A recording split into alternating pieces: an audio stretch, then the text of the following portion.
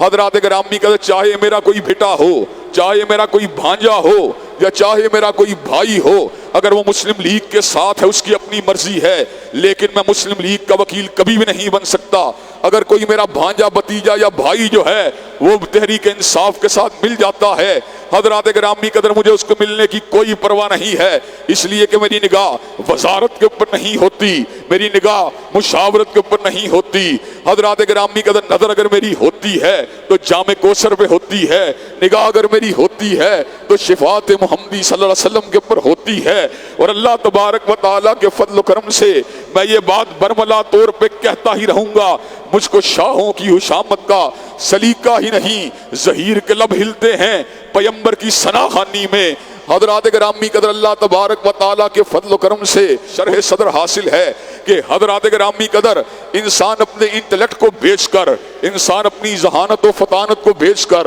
انسان اپنے قلم کو بیچ کر، انسان اپنے تخیلات کو بیچ کر عہدے تو حاصل کر سکتا ہے، لیکن رب قدیر کی رضا کو حاصل نہیں کر سکتا۔ حضرات گرامی قدر ہمیں حنیفہ ہونا چاہیے۔ حضرات گرامی قدر کئی لوگ جو ہیں ہماری اس طرح کی باتوں کو بھی کوٹ کرتے ہیں، اور آج میں اس شبے کا ازالہ کر کے بات کو مزید آگے آپ کے سامنے بڑھا دینا چاہتا ہوں۔ کبھی میاں صاحب کے ساتھ ملاقات کا حوالہ، کبھی خان صاحب کے ساتھ ملاقات کا حوالہ۔ حضرات گرامی قدر آج بھی کہیں خان صاحب مجھے نظر آئیں گے تو میں ان کو سلام لے لوں گا، آج بھی میاں صاحب کہیں نظر آئیں گے میں ان کو سلام لے لوں گا، آج بھی میرے ملک کا کوئی بڑا سیاسی رہنما مجھے نظر آئے گا میں اس کو سلام لے لوں گا، اس لیے کہ میرے ہی ملک کا رہنما ہے۔ لیکن حضرات گرامی قدر میری وفاداریاں نہ اس کے لیے ہیں، نہ اس کے لیے ہیں، نہ میاں صاحب کے لیے ہیں، نہ خان صاحب کے لیے ہیں۔ حضرات گرامی قدر جس نے وفاداریوں کے ذریعے اپنے لیے بینیفٹ کو حاصل کرنا ہوتا ہے، وہ اپنی زبان کو لچک دیتا ہے،